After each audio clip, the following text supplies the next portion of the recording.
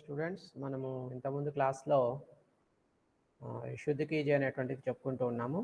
అది ఈ క్లాస్లో కంప్లీట్ అవుతుంది. సో ఒకసారి చూడండి, రకరకాల రూల్స్, వాటితో సంబంధించినటువంటి మిస్టేక్స్. మా క్లాసుకు రండి అమ్మా, క్లాస్ ఉంది.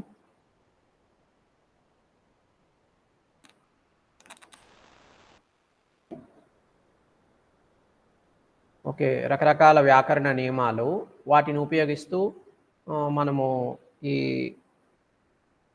ఏవైనా వ్యాకరణ దోషాలు ఉంటే ఇచ్చిన వాక్యాలను వాటిని సరిచేయడము అనేటువంటిది మనం ఇంతకుముందు క్లాస్లో చూసాము. అలాగే మరికొన్ని నియమాలు చూసి ఈ క్లాస్లో మనము ఈ టాపిక్కి ముగింపు పలుకుదాము.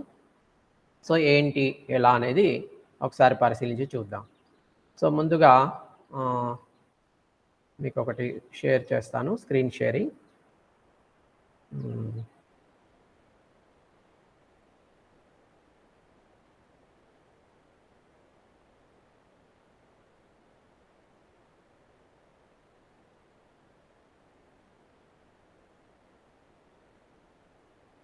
ఓకే చూడండి, వాక్య శుద్ధి కీజియే అనేటువంటిది, వాక్య శుద్ధి కీజియే అనేది.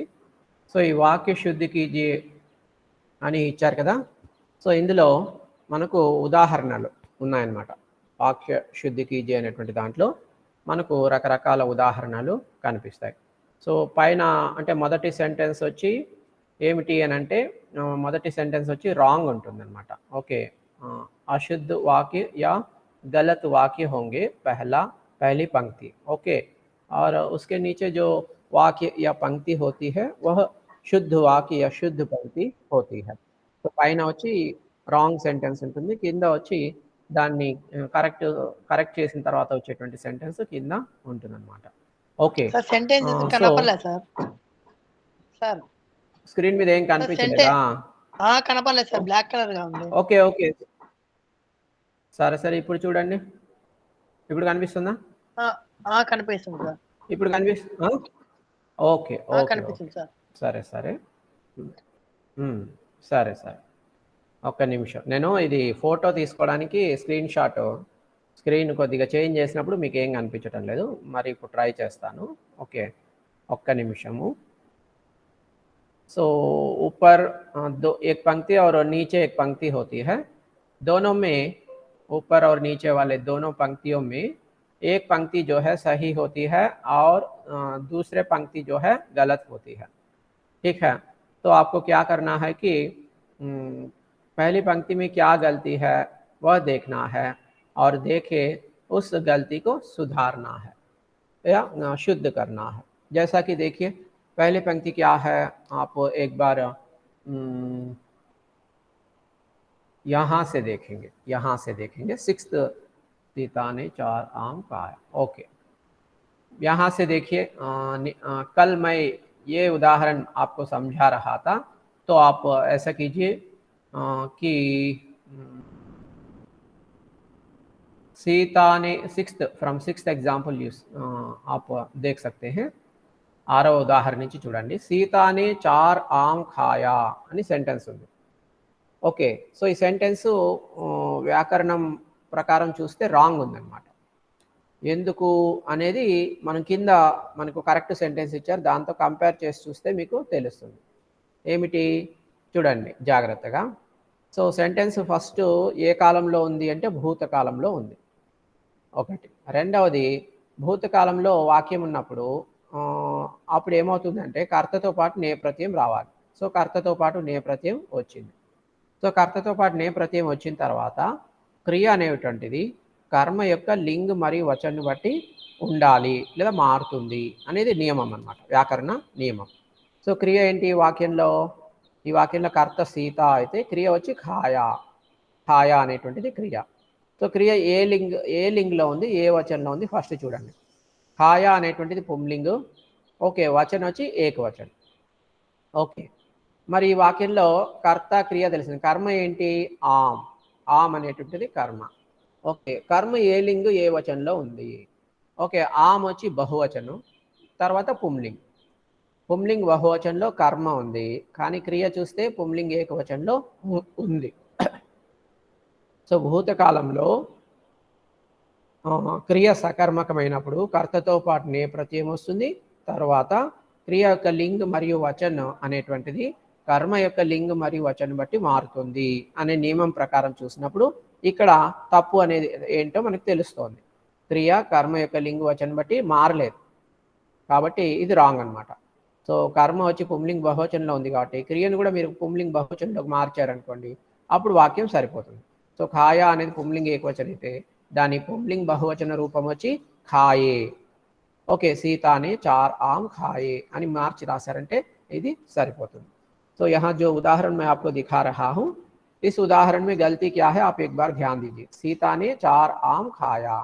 तो इस वाक्य के ऊपर अगर आप ध्यान देते हैं तो यह वाक्य जो है भूतकाल में है और इस वाक्य में क्रिया जो है सकर्मक है और इस वाक्य में कर्ता के साथ ने प्रत्यय का प्रयोग भी हुआ है.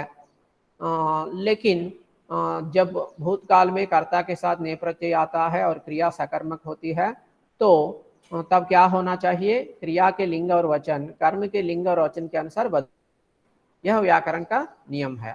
लेकिन यहाँ पे देखिए कर्म तो पुंलिंग बहुवचन में है, आम जो है पुंलिंग है और बहुवचन है, खाया जो है पुंलिंग है एक वचन है. सो दोनों के बीच में कोई संबंध नहीं दिखाई दे रहा है. ठीक है, कर्म का असर यहाँ पे दिखाई नहीं दे रहा है, तो ये गलती है. तो इसीलिए कर्म के अनुसार अगर आप क्रिया को बदलते हैं तो यह वाक्य जो है शुद्ध हो जाता है.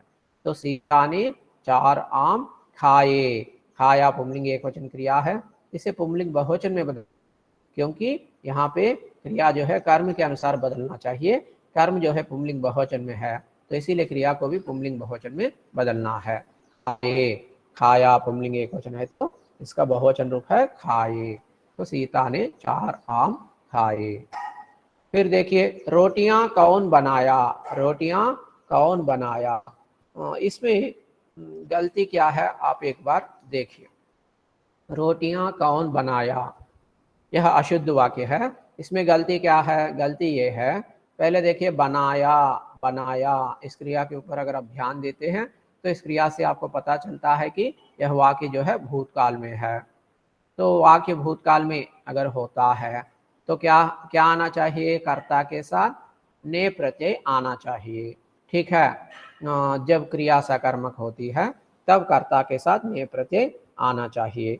तो यहाँ पे कर्ता क्या है, कर्ता जो है कौन, कौन जो है कर्ता है, बनाया क्रिया है, रोटियां जो है कर्म है. ठीक है, सो कर्ता कौन के साथ ने प्रत्यय जोड़ना, लेकिन ने प्रत्यय नहीं है यहाँ पे. ठीक है, भूतकाल है, क्रिया सकर्मक है, ठीक है, लेकिन कर्ता के साथ ने प्रत्यय नहीं आया है. और एक बात क्या है, जब क्रिया सकर्मक होती है भूतकाल में कर्ता के साथ ने प्रत्यय आता है तब क्रिया जो है कर्म के लिंग और वचन के अनुसार बदलती है. यह नियम है ना. यहाँ पे कर्म क्या है, रोटियां, रोटियां जो है स्त्रीलिंग बहुवचन है, स्त्रीलिंग बहुवचन है, लेकिन बनाया क्रिया जो है पुंलिंग एक वचन में है. तो दोनों के बीच में कोई संबंध दिखाई नहीं दे रहा है. तो ये है गलती. ये तीनों गलतियों को अगर आप सुधारते हैं तो ये दोनों गलतियों को, तब यह वाक्य जो है शुद्ध वाक्य होता है. तो कैसे सुधारना, पहले इसमें कर्ता कौन है ना, कर्ता के साथ ने प्रत्यय जोड़ना, कौन प्लस ने किसने, कौन प्लस ने दोनों मिलके क्या होता है किसने, कौन प्लस ने किसने. ठीक है, और उसके बाद देखिए रोटियां, रोटियां जैसे कि वैसे ही कर्म होती है, कर्म में कोई बदलाव नहीं आता है, होता है. कर्ता के साथ ने प्रत्यय जुड़ता है तो कौन प्लस ने किसने हो गया. अब क्रिया को बदलना है. कैसे बदलना, कर्म के लिंग और वचन के अनुसार. कर्म किस और किस वचन में है, रोटियां जो है स्त्रीलिंग बहुवचन है, तो बनाया वचन है ना, तो इसको स्त्रीलिंग बहुवचन में बदलना है. तो बनाया का स्त्रीलिंग बहुवचन रूप क्या है, बनाई, बनाई, ई के ऊपर बिंदी है देखिए. ओके, तो बनाया पुंलिंग एक वचन है, बनाए पुंलिंग बहुवचन है, बनाई स्त्रीलिंग एक वचन है, बनाई स्त्रीलिंग बहुवचन है. तो क्रिया को ऐसा बदल देना, तब क्या होता है, रोटियां किसने बनाई. ऐसा करने से यह वाक्य जो है सही होता है. సో ఇచ్చిన వాక్యాన్ని చూస్తే ఇంతకుముందు లాగే సేమ్ ఇది కూడా భూతకాలానికి సంబంధించినటువంటి మిస్టేక్ ఇచ్చిన వాక్యంలో ఉందన్నమాట. ఈ ఉదాహరణలో రోటియా కౌన్ బనాయా. సో క్రియను చూస్తే ఇది భూతకాల్లో ఉంది అని మనకు అర్థమవుతుంది. తర్వాత ఈ వాక్యంలో క్రియ సకర్మకమా కాదా అంటే సకర్మకము అని అర్థమవుతుంది. ఎందుకంటే రోటియా అనేటువంటి కర్మ ఉంది కాబట్టి. కర్త కర్మ క్రియ 3 ఉన్నాయి. కర్మ ఉంది కాబట్టి క్రియ సకర్మకము. తర్వాత భూతకాల్ కాబట్టి కర్తతో పాటు నేపథ్యం రావాలి, కానీ రాలేదు, అదొక తప్పు. రెండవది, ఎప్పుడైతే ఈ విధంగా భూతకాలంలో క్రియ సకర్మకమైనప్పుడు కర్తతో పాటు నేపథ్యం వస్తుందో అప్పుడు కర్మ యొక్క లింగ వచనాన్ని బట్టి క్రియ మారుతుంది అనేది ఒక వ్యాకరణ నియమం. ఇక్కడ కర్మ యొక్క లింగ వచనం ఏంటి? రోటీ అనేది స్త్రీలింగ్, రోటియా అనేది స్త్రీలింగ్ బహువచనం, కానీ బనాయా అనేటువంటిది పుంలింగ్ ఏకవచనం. సో కర్మకి క్రియకి ఏం సంబంధం లేనట్టుగా ఉంది కాబట్టి ఇది తప్పు అన్నమాట. వాక్యం తప్పు. మీరేం చేయాలి? కర్తతో పాటు నేపథ్యాన్ని జోడించాలి. తర్వాత కర్మ యొక్క లింగ వచనాన్ని బట్టి క్రియను కూడా మార్చాలి. సో కర్త కౌన్, దానికి నే ప్రత్యయాన్ని జోడిస్తే కౌన్కి నే అనేది కలిపితే కౌన్ ప్లస్ నే రెండు సంధి కలిసి కిస్నే అని మారుతుంది. కౌన్ ప్లస్ నే కిస్నే. ఓకే, రోటియా అనే కర్మ అలాగే ఉంటుంది యాజ్ ఇట్ ఈజ్. తర్వాత క్రియను తీసుకుంటే ఇక్కడ పుంలింగ్ ఏకవచనంలో ఉండేటువంటి క్రియని మనం స్త్రీలింగ్ బహువచనంలోకి మార్చాలి. ఎందుకంటే కర్మను బట్టి మారుతుంది. కర్మ ఇక్కడ స్త్రీలింగ్ బహువచనంలో ఉందన్నమాట. కాబట్టి బనాయా పుంలింగ్ ఏకవచనంలో ఉంది కదా. సో మనం దీన్ని స్త్రీలింగ్ బహువచనంలోకి మార్చాలి. ఫస్ట్ స్త్రీలింగ్ ఏకవచనం ఏమవుతుంది? బనాయా ఈ అవుతుంది. స్త్రీలింగ్ బహువచనం అంటే బనాయి, బనాయి. ఇక్కడ ఈ పైన చుక్క ఉంది చూడండి. ఓకే, సో అప్పుడు చుక్క లేకుంటే ఏకవచనం, చుక్క ఉందంటే బహువచనం అనమాట. ఓకే, సో రోటియా కిస్నే బనాయి. बनाया पुंलिंग एकवचन, बनाए पुंलिंग बहुवचन, बनाई स्त्रीलिंग एकवचन, बनाई जो है స్త్రీలింగ బహువచనం అన్నమాట. సో ఈ విధంగా వాక్యాన్ని మార్చాలి. సో ఇవన్నీ కూడా భూతకాలానికి సంబంధించినటువంటివే. చూడండి ఉదాహరణలన్నీ జాగ్రత్తగా గమనిస్తే. మరి ఇక్కడ చూడండి, सरिता ने पाठ लिखी. नेक्स्ट एग्जाम्पल, सरिता ने पाठ लिखी. तो वाक्य को अगर आप देखते हैं तो आपको इस उदाहरण से यह स्पष्ट हो रहा है कि यह वाक्य जो है भूतकाल का वाक्य है. तो वाक्य भूतकाल में है, तो भूतकाल में हो तो तब क्या देखना? क्रिया सकर्मक है या अकर्मक है, पहले वो देखना. तो यहाँ पे क्रिया सकर्मक है या अकर्मक है, कैसे पहचानना? क्रिया सकर्मक है या अकर्मक है कैसे पहचानना, मैं आपको बताया इसके पहले काल पढ़ाते समय. इससे संबंधित सवाल उठा के जवाब भी मैं दिया. कैसे पहचानना क्रिया सकर्मक है या अकर्मक है? क्रिया के ऊपर एक सवाल लगाना. ओके, क्या लिखी या किसे, क्या కానీ కిసే అని కానీ ప్రశ్న వేస్తే ఆ ప్రశ్నకు సమాధానం వస్తే అప్పుడు ఆ క్రియ సకర్మకము అని అనిపించుకుంటుంది. तो क्रिया के ऊपर इस तरह सवाल करने से अगर आपको जवाब मिलता है किसे या क्या, इस तरह के सवाल के लिए जवाब मिलता है तो वह क्रिया जो है सकर्मक होती है. ठीक है. तो सरिता ने पाठ लिखी, क्या लिखी, अगर ऐसा आप सवाल करते हैं तो पाठ लिखी, इस तरह का जवाब आपको मिलता है. ठीक है. तो सरिता ने पाठ लिखी. सो क्रिया सकर्मक है. कर्ता, जब क्रिया सकर्मक है भूतकाल में तब कर्ता के साथ ने प्रत्यय आना है ना. तो ने प्रत्यय यहाँ पे दिए गए वाक्य में ने प्रत्यय तो है, तो पहला नियम जो है ठीक है. लेकिन दूसरा नियम क्या है? क्रिया सकर्मक है तो क्रिया जो है कर्म के लिंग और वचन के अनुसार बदलना है, यह दूसरा नियम है. तो यहाँ पे पाठ जो है यह पुंलिंग है और एक वचन है. पुंलिंग है, एक वचन है. कर्म, इस वाक्य में कर्म जो है पुंलिंग एक वचन में है. क्रिया लिखी जो है स्त्रीलिंग एक वचन में है. उनके बीच में संबंध दिखाई नहीं दे रहा है. दरअसल नियम के अनुसार कर्म के लिंग और वचन के अनुसार क्रिया रहना है. तो क्रिया को भी हम कैसे बदलना? कर्म पुंलिंग एक वचन है में है ना, तो क्रिया को भी पुंलिंग एक वचन में बदलना है. तो सरिता ने पाठ लिखा, लिखी स्त्रीलिंग एक वचन है तो उसका पुंलिंग एक वचन रूप क्या है? लिखा. पुंलिंग बहुवचन का रूप है लिखे.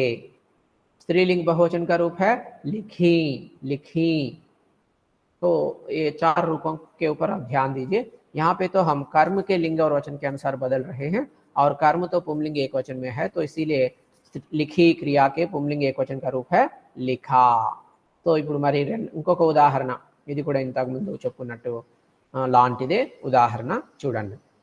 సో మొదటి సెంటెన్స్ ఏమనుంది, సరితానే పాఠ్ లిఖీ అని ఉంది.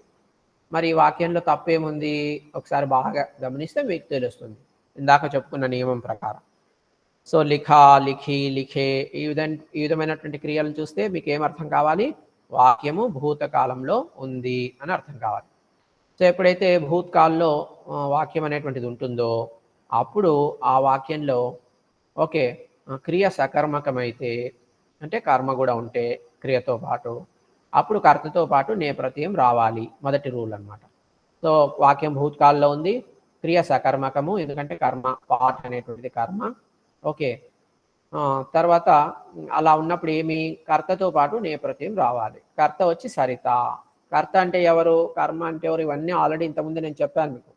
కర్త అంటే పనిని చేసేటువంటి వారు, జో కామ్ కర్తా హై వో కర్తా హై. కర్త అంటే పనిని చేసేవారు.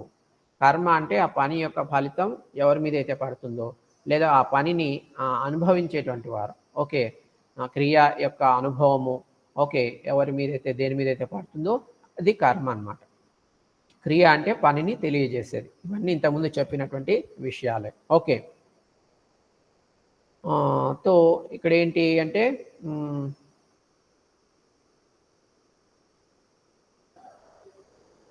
సరే వాక్యం వచ్చి భూతకాలంలో ఉంది, తర్వాత క్రియ వచ్చి సకర్మకము, తర్వాత కర్తతో పాటు నేపథ్యం కూడా వచ్చింది. ఇంకేం రావాలి అంటే కర్మ యొక్క లింగ వచనం బట్టి క్రియ మారాలి. ఇక్కడ కర్మ పాఠ్ అనేటువంటిది పుంలింగ్ ఏకవచన్, కానీ క్రియ చూస్తే స్త్రీలింగ ఏకవచనంలో ఉందన్నమాట. సో మరి కర్మను బట్టి మార్చాలి కాబట్టి క్రియను కూడా పుంలింగ ఏకవచనంలోకి మార్చాలి. లిఖి అనేటువంటి క్రియ యొక్క పుంలింగ ఏకవచన రూపం ఏంటి అంటే లిఖా. ఓకే లిఖి అనేది స్త్రీలింగ ఏకవచనం అయితే లిఖా అనేది పుంలింగ ఏకవచనం. అదే దీని లిఖి అనేటువంటి స్త్రీలింగ ఏకవచనాన్ని స్త్రీలింగ బహువచనంలోకి మార్చాలంటే పైన మనం బనాయా అనేటువంటి బనాయి అని మార్చాలి చూడండి. అట్లా లిఖి అని మారిస్తే స్త్రీలింగ బహువచనం అవుతుంది. లిఖే అని మారిస్తే ఇక్కడ ఖాయే అని ఉంది, అట్లా లిఖే అని మారిస్తే ఏమవుతుందంటే పుంలింగ బహువచనం అవుతుంది. లిఖా, లిఖి, లిఖే, లిఖి. तो लिखा पुंलिंग एकवचन, लिखी स्त्रीलिंग एकवचन, लिखे लिखे पुंलिंग बहुवचन, लिखी స్త్రీలింగ బహువచనం అన్నమాట. ఓకే ఆ విధంగా మీరు వాక్యాన్ని మార్చి రాస్తే సరితానే పాఠ్ లిఖా అని మార్చి రాశారంటే వాక్యం సరిపోతుంది. ఓకే నెక్స్ట్ రామ్నే గయా అని ఉంది చూడండి. రామ్నే గయా అని వాక్యం ఇచ్చారు. సో ఈ వాక్యంలో తప్పు ఉంది, ఏం తప్పు ఉంది అనేది మీరు చూస్తే తెలుస్తుంది. ఫస్ట్ చూడండి గయా, గయా అని ఉంది, గయా అని క్రియ ఉంది, రామ్ అనేది కర్త ఉంది, క్రియ ఉంది, కర్మ అనేటువంటిది ఈ వాక్యంలో లేదు. ఓకే తర్వాత కర్మ లేదు కాబట్టి ఈ వాక్యంలో క్రియ వచ్చి సకర్మక క్రియ కాదు, అకర్మక క్రియ. అయితే గయా అనేటువంటి క్రియను బట్టి చూస్తే ఇది భూతకాలంలో ఉందని మనకు తెలుస్తోంది. కాకపోతే క్రియ సకర్మకం కాదు. క్రియ సకర్మకం కానప్పుడు కర్తతో పాటు నేపథ్యం రాదు అనేది వ్యాకరణ నియమం అన్నమాట. వాళ్ళలో నేపథ్యం వస్తుంది ఎప్పుడు అంటే క్రియ సకర్మకమైనప్పుడు. సో క్రియ సకర్మకం కాదు ఎందుకు అనంటే క్రియ మీద కిసే, కిసే గయా లేకుంటే కహా గయా, క్యా గయా ఇట్లా ఏ ప్రశ్న వేసినా క్రియ మీద మీకు ఆన్సర్ రాదు కాబట్టి ఈ వాక్యంలో కర్మ లేదు, ఈ వాక్యంలో క్రియ అకర్మక క్రియ అన్నమాట. అందువల్ల కర్తతో పాటు నేపథ్యం రాకూడదు. కాబట్టి రామ్ నే గయా అనేటువంటి దాంట్లో నే అనేది తీసేసి రామ్ గయా అంటే ఆ వాక్యం సరిపోతుంది. तो दिए गए उदाहरण में जो उदाहरण मैं आपको दिखा रहा हूँ राम ने गया, इस वाक्य में गलती क्या है, गलती ये है कि वाक्य भूतकाल में तो है लेकिन वाक्य में क्रिया जो है सकर्मक क्रिया नहीं है. इस वाक्य में कर्ता है, क्रिया है लेकिन कर्म नहीं है, तो इसीलिए क्रिया सकर्मक नहीं है. जब क्रिया सकर्मक नहीं होती है भूतकाल में तब कर्ता के साथ ने प्रत्यय का प्रयोग नहीं होना चाहिए, लेकिन यहाँ पे ने प्रत्यय का प्रयोग कर्ता के साथ किए हैं. तो इसीलिए हमको क्या करना है, ये ने प्रत्यय को निकालना है. निकाल के अगर आप लिखते हैं राम ने गया को राम गया ऐसा लिखते हैं तो वह वाक्य जो है शुद्ध वाक्य हो जाता है. ठीक है फिर देखिए अगले उदाहरण. शैलजा ने मुझसे बोला, शैलजा ने मुझसे बोला.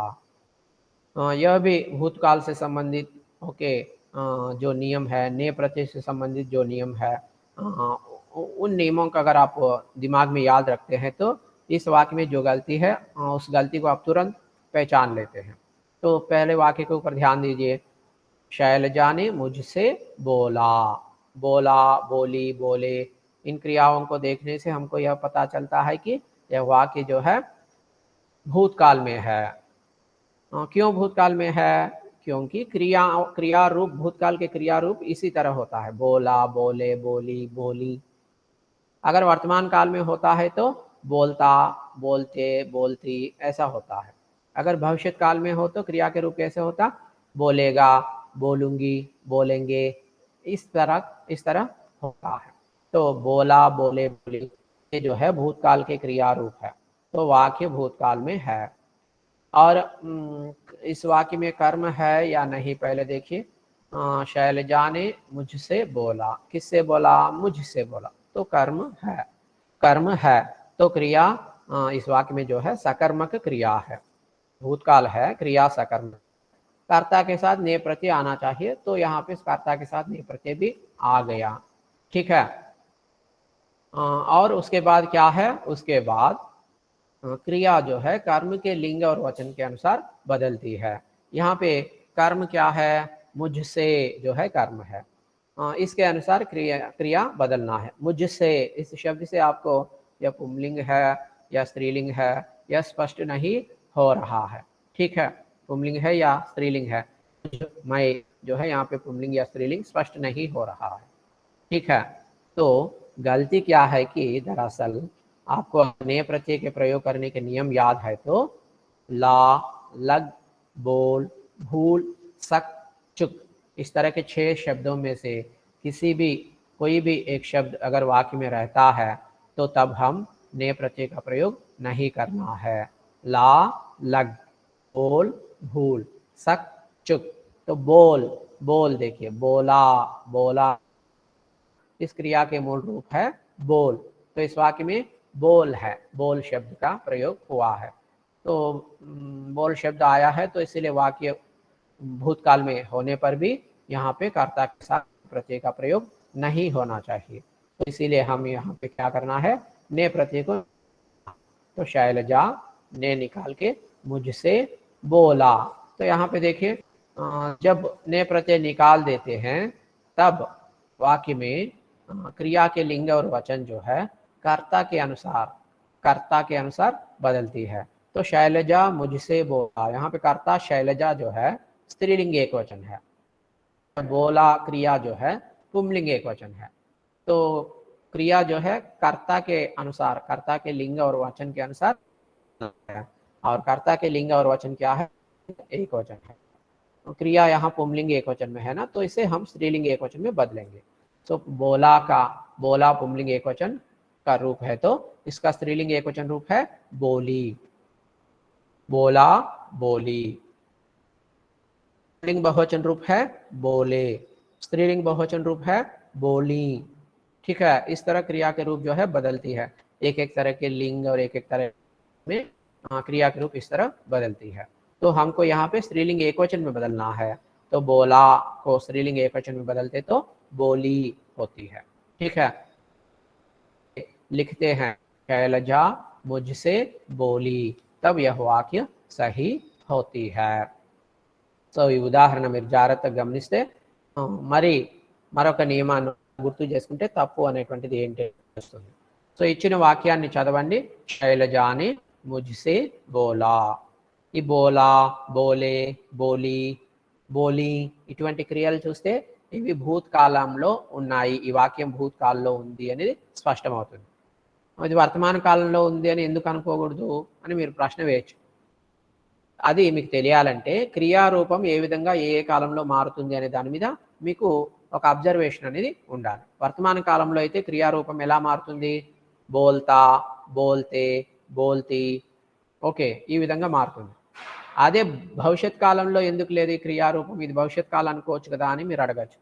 భవిష్యత్ కాలంలో క్రియారూపం ఎలా ఉంటుంది? బోలేగా, బోలేగి, బోలెంగే ఈ విధంగా ఉంటుందన్నమాట. ఓకే, కాబట్టి ఇక్కడ వాక్యం భూత్కాల్లో ఉంది. నెక్స్ట్ క్రియ, ఈ వాక్యంలో క్రియ సకర్మకమా కాదా, సకర్మకమా కాదా అని తెలుసుకోవాలి. క్రియ మీద ప్రశ్న వేయాలి. ఏం ప్రశ్న వేయచ్చు ఇక్కడ? శైలజానే ముజ్సే బోలా, కిస్సే బోలా, కిస్సే బోలా, ముజ్సే బోలా. సో ప్రశ్నకు ఆన్సర్ వస్తుంది. అంటే ఈ వాక్యంలో కర్మ అనేది ఉంది, ముజ్సే అనేది కర్మ. సో క్రియ ఉంది, కర్మ ఉంది, అంటే క్రియ సకర్మకము. కర్మ ఉంది కాబట్టి క్రియ సకర్మకము. వాక్యం భూత్కాల్లో ఉంది. సో నెక్స్ట్ ఏంటి? ఇమ్మీడియట్గా కర్తతో పాటు నేపథ్యం రావాలి. సో కర్త శైలజ, దీంతో పాటు నేపథ్యం రావాలి. వచ్చింది కదా, సరిపోయింది. ఆ తర్వాత ఏంటి? క్రియ అనేది కర్మ యొక్క లింగ్ మరియు వచనం బట్టి మారాలి. ఇక్కడ కర్మ ముజ్సే అనేటువంటిది ఏకవచనం తెలుస్తుంది కానీ పుంలింగ స్త్రీలింగ తెలియటం లేదు. ఓకే, కాబట్టి బోలా అని పెట్టాలా, బోలి అని పెట్టాలా అనేది డౌట్ వస్తుంది. సో ఇవన్నీ డౌట్స్ వ్యాకరణ నియమాల ప్రకారం వస్తాయి. కానీ అసలైనటువంటి డౌట్ మీకు ఏం రావాలి అంటే నే ప్రత్యయాన్ని ఉపయోగించేటువంటి సమయం, సందర్భం, నే ప్రత్యయాన్ని ఎలా ఉపయోగించాలని వాటికి సంబంధించిన రూల్స్ అండ్ రెగ్యులేషన్స్ మీకు చెప్పాను. అందులో ఒక ఇంపార్టెంట్ పాయింట్ ఏమిటంటే నిన్నటి క్లాస్లో కూడా చెప్పాను. లా, లగ్, బోల్, భూల్, సక్, చుక్ అని 6 పదాలు ఉన్నాయి.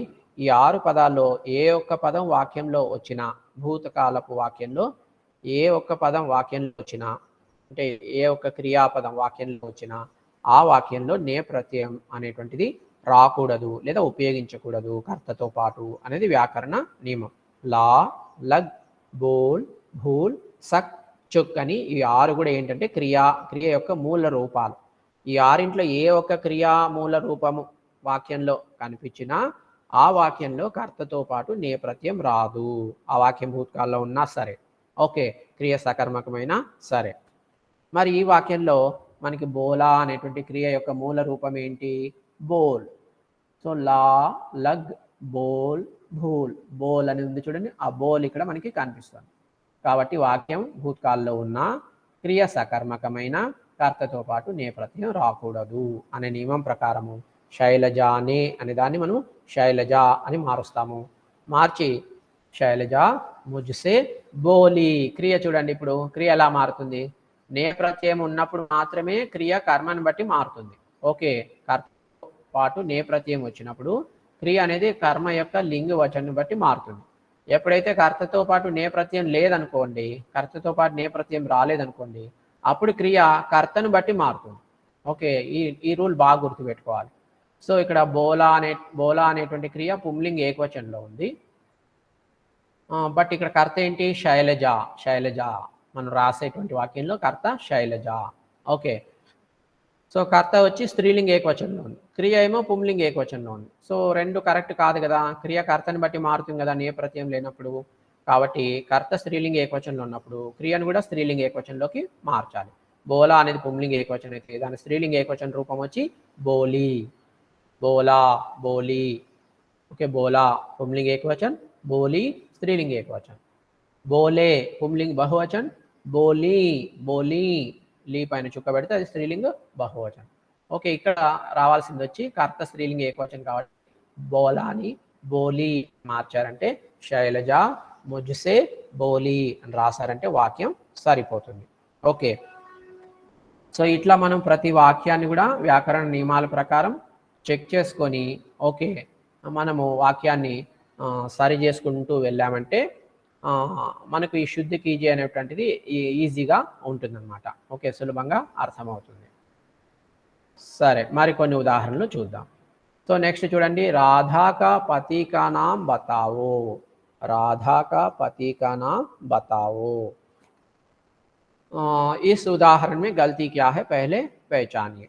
सो राधा का पति का नाम बताओ, तो यहाँ पे काल से संबंधित कोई गलती नहीं है, गलती तो प्रत्यय से संबंधित गलती है।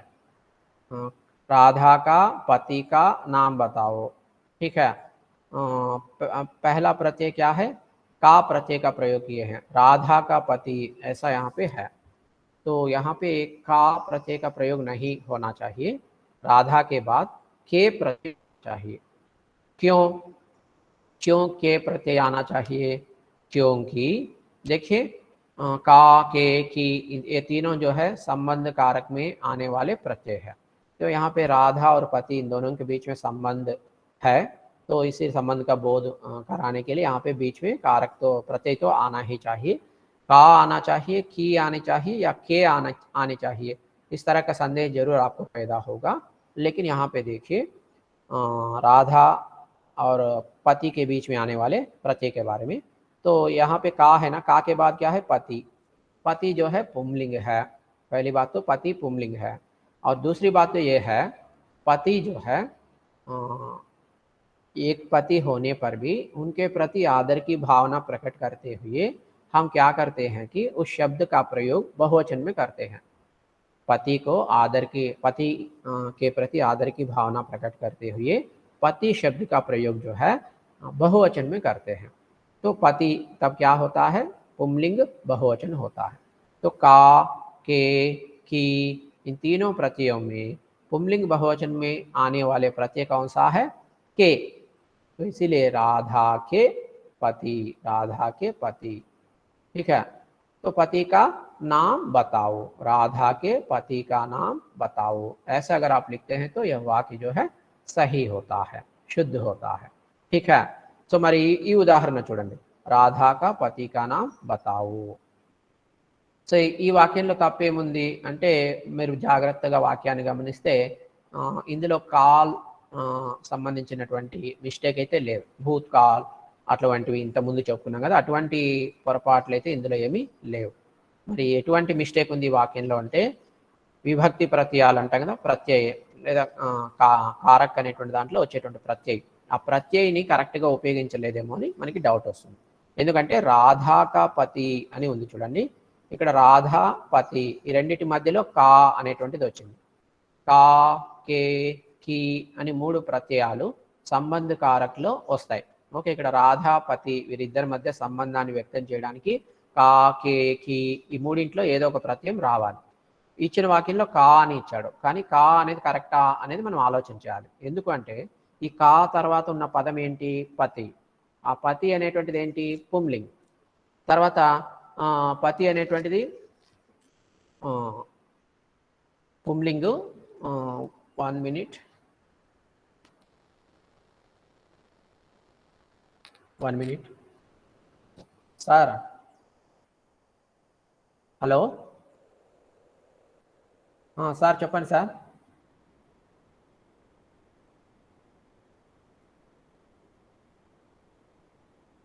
సార్ నేను ఆన్లైన్ క్లాస్లో ఉన్నా, మీ వాయిస్ కట్ కట్ అవుతుంది, కాసేపు వెనక్కి చేసేదే సార్, ఒక 5 నిమిషాల తర్వాత।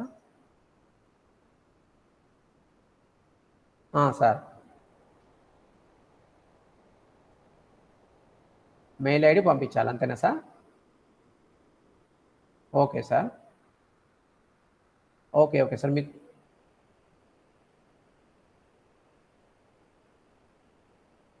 ఓకే సార్,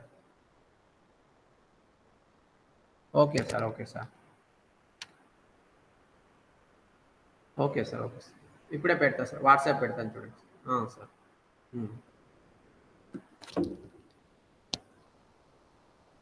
స్టూడెంట్స్,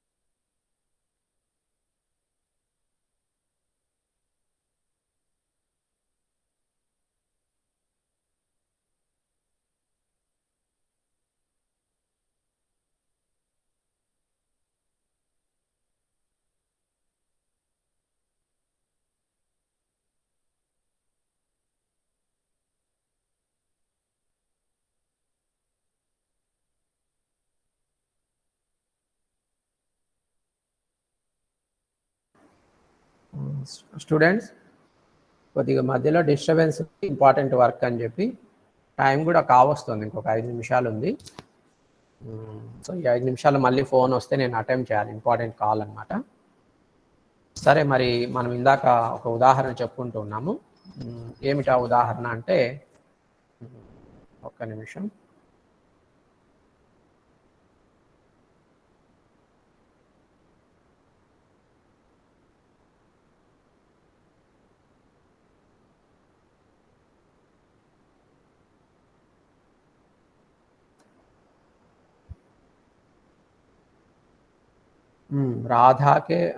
రాధాక పతి కా నామ్ బతావో అనే వాక్యము మనం చెప్పుకుంటున్నాము. సో ఈ వాక్యంలో ఏంటి తప్పు అంటే, ఈ ఏంటి రాధా కా పతి కా నామ్ బతావో. సో ఇందులో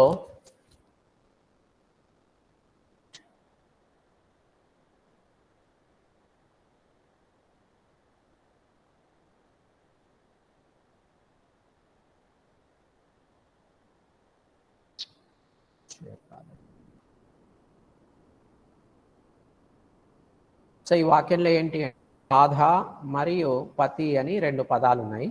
ఈ 2 పదాల మధ్య సంబంధం అనేది ఉంది. సంబంధ కారక్ అనేటువంటిది ఇక్కడ వస్తుంది. సో సంబంధ కారక్లో కా, కే, కి అనేటువంటి ప్రత్యయాల్లో ఏదో ఒక ప్రత్యయాన్ని ఉపయోగిస్తాం మనము.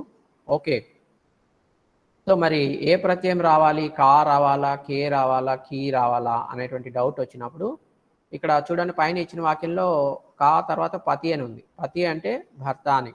సో భర్త అనేటువంటి పదాన్ని వాస్తవానికి గౌరవంగా, భర్త పట్ల గౌరవంగా ఆ పదాన్ని బహువచనంలో ఉపయోగిస్తారు. ఓకే, మా ఆయన అంటారు. ఓకే, నా ఆయన అంటారు, మా ఆయన అంటారు. మా అని ఎందుకు అనాలి? ఓకే, మా అని ఎందుకు అంటున్నారంటే గౌరవంతో మనం ఎప్పుడైనా ఎవరైనా సంబోధించేటప్పుడు ఏకవచన పద ప్రయోగాలు కాకుండా బహువచనంలో ఉపయోగించడం అనేది జరుగుతుంది. కాబట్టి పతి అనేది పుంలింగ ఏకవచనం అయినా కూడా వాస్తవానికి మనం గౌరవంగా పుంలింగ బహువచనంలో ఉపయోగిస్తాం. ఓకే, సో పుంలింగ బహువచనంలో ఉపయోగించినప్పుడు మనం గమనించాల్సింది ఏంటి అంటే, కా, కే, కి ఈ మూడింట్లో, కా, కే, కి అనేటువంటి మూడింట్లో కా అనేటువంటిది పుంలింగ ఏకవచనంలో వస్తుంది. అంటే వీటి తర్వాత, ఈ ప్రత్యయాల తర్వాత వచ్చేటువంటి పదాలు కా, కే, కి అనేటువంటి 3 ప్రత్యయాలు ఉన్నాయి. ఆ ప్రత్యయాల తర్వాత వచ్చేటువంటి పదాలు ఏవైతే ఉన్నాయో ఆ పదాల యొక్క లింగు బట్టి, వచన్ని బట్టి కా రావాలా, కే రావాలా, కీ రావాలా అనేది మనము ఆలోచన చేసుకుని ఉపయోగించాలి. ఓకే, ప్రత్యయాలని. సో పతి అనేది పుంలింగ బహువచనం కాబట్టి కా, కే, కి ఈ మూడింట్లో పుంలింగ బహువచనం ఉన్నప్పుడు ఏది రావాలంటే కే అనేటువంటిది రావాలి. అదే పక్కన పుంలింగ ఏకవచనం ఉంటే ఏం రావాలి అంటే కా అనేటువంటిది రావాలి. స్త్రీలింగ ఏకవచనం అయితే ఏం రావాలి అంటే కీ అనేది రావాలి. చూడండి, పుంలింగ ఏకవచనంలో కా, స్త్రీలింగ ఏకవచనంలో కీ, పుంలింగ బహువచనంలో కే, స్త్రీలింగ బహువచనంలో కీ. ఓకే, ఈ 3 ప్రత్యయాలను ఉపయోగించే సందర్భం చూడండి. కా అనేటువంటిది పుంలింగ ఏకవచనంలో ఉపయోగిస్తారు, కీ అనేటువంటిది స్త్రీలింగ ఏకవచనంలో ఉపయోగిస్తారు. తర్వాత స్త్రీలింగ బహువచనంలో కూడా కీ అనేటువంటిది వస్తుంది. పుంలింగ బహువచనంలో కే అనేటువంటిది ఉపయోగిస్తారు. సో అది దేని బట్టి ఉంటుంది, కా, కే, కి అనేటువంటిది అంటే దాని తర్వాత వచ్చే పదం యొక్క లింగ వచనాన్ని బట్టి ఇక్కడ కా రావాలా, కీ రావాలా, కే రావాలా అనేటువంటిది మనం ఆలోచన చేసుకొని ఉపయోగించాలి. ఓకే, సో దాని ప్రకారం ఇక్కడ రాధా తర్వాత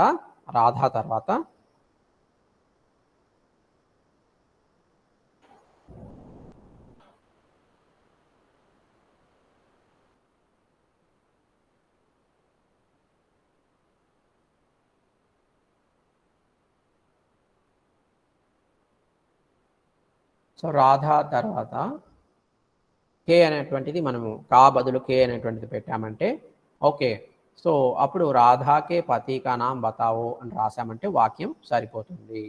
ఎందుకు అంటే ఈ రాధా, పతి అనేటువంటి పదం ముందు మనకి బహువచన ప్రత్యయం రావాలి. ఓకే, కా అనేది పుంలింగ ఏకవచనం అవుతుంది, కే అనేది పుంలింగ బహువచనం అవుతుంది. పతి అనేది పుంలింగ బహువచనం కాబట్టి కే అనేటువంటిది పెట్టామంటే కా బదులు, అప్పుడు వాక్యం సరిపోతుంది అనమాట.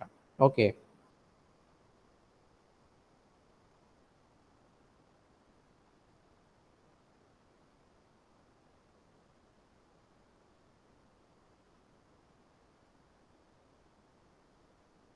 తర్వాత ఉదాహరణ చూస్తే వే ఆతే హీ మై చలా జాऊंगा అనేటువంటి వాక్యం. సో ఈ వాక్యంలో కూడా తప్పు ఉంది. ఏం తప్పు ఉంది అంటే వే ఆతే హీ మై చలా జాऊंगा అనేటువంటి వాక్యంలో వే ఆతే హీ అనేటువంటిది వే ఇక్కడ రాకూడదు అనమాట. ఉన్కే ఆతే హీ, ఉన్కే అనేటువంటిది రావాలి. వే కాకుండా ఉన్కే అనేది రావాలి. సో ఉన్కే ఆతే హీ మై చలా జాऊंगा అని మీరు మార్చి రాశారంటే వాక్యము కరెక్ట్గా అవుతుందన్నమాట. సో वे आते ही मैं चला जाऊंगा, इस वाक्य में वे शब्द का प्रयोग नहीं करना चाहिए. यहाँ पे उनके उनके शब्द का प्रयोग करना चाहिए. तो उनके आते ही मैं चला जाऊंगा ऐसा प्रयोग करना चाहिए. ठीक है. वे की जगह आप उनके शब्द का प्रयोग किए तो वाक्य जो है सही हो जाता है. सो उनके आते ही मैं चला जाऊंगा. और इसके बाद देखिए दशरथ की 3 रानियां थी. दशरथ की 3 रानियां थी. ये बहुत इम्पोर्टेंट है, कई बार परीक्षाओं में दिए हैं. दशरथ की 3 रानियां थी. तो वाक्य के ऊपर अगर आप ध्यान देते हैं तो क्या गलती है इस वाक्य में? इस वाक्य में गलती ये है, ध्यान से अगर आप देखते हैं तो प्रत्यय से संबंधित गलती है इस वाक्य में. प्रत्यय का प्रयोग करने का संदर्भ जो है सही प्रत्यय का प्रयोग नहीं किया गया है. इस तरह की गलती इस वाक्य में है. तो देखिए दशरथ के बाद की आया है और की के बाद 3 रानियां आया है. ठीक है. तो यहाँ 3 रानियां में खाली रानियां शब्द को अगर हैं तो स्त्रीलिंग बहुवचन लगेगा आपको, रानियां. लेकिन रानियां के पहले 3 है. 3 ये 3 जो है 3 बहुवचन ही है लेकिन पुंलिंग है. 3 शब्द जो है पुंलिंग बहुवचन है. तो इसीलिए क्या इसके पहले आने वाले प्रत्यय जो है का, के, की, इन तीनों में के प्रत्यय का प्रयोग के प्रत्यय आना चाहिए. ठीक है. क्यों? क्योंकि उसके बाद दशरथ और 3 रानियां के बीच में जो प्रत्यय आना है वह प्रत्यय जो है उस प्रत्यय के बाद जो शब्द है उसके आधार पर आती है. यहाँ पे प्रत्यय दिए गए वाक्य में की प्रत्यय के बाद 3 रानियां है. 3 रानियां में 3 शब्द को अगर आप लेते हैं 3 जो है बहुवचन है और पुंलिंग है. तो पुंलिंग बहुवचन है तो उसके सामने आने वाले प्रत्यय क्या आना चाहिए? उसके सामने जब पुंलिंग बहुवचन है तो के प्रत्यय का प्रयोग करना चाहिए. पुंलिंग एकवचन है तो का प्रत्यय आता है. स्त्रीलिंग एकवचन है तो की प्रत्यय आता है. 3 जो है पुंलिंग बहुवचन है. ठीक है. तो ఇచ్చిన వాక్యాన్ని మీరు జాగ్రత్తగా గమనిస్తే పరీక్షల్లో చాలాసార్లు ఈ వాక్యాన్ని ఇచ్చారు. దశరథ్కి 3 రానియా థీ అనే వాక్యంలో తప్పు ఏముందంటే ఈ ప్రత్యయానికి సంబంధించినటువంటి తప్పు అనేది ఉందన్నమాట. ఇది ప్రత్యయం ఏది కీ అనేటువంటి ప్రత్యయాన్ని ఉపయోగించారే, ఇక్కడ వాస్తవానికి కీ అనేటువంటి ప్రత్యయం రాకూడదు, వేరే ప్రత్యయం రావాలి. ఏది రావాలి అంటే మన రూల్స్ ప్రకారం పోతే ఇక్కడ కీ తర్వాత ఏముంది? తీన్ అనేటువంటి పదం ఉంది. ఓకే, 3 రానియా అని మనం అలా తీసుకున్నప్పుడు రానియా అంటే స్త్రీలింగ్ కదా, ప్లస్ ఒకరు కాదు ఎక్కువ మంది, 3 రాణులు కాబట్టి స్త్రీలింగ్ బహువచనం అని అనిపిస్తుంది.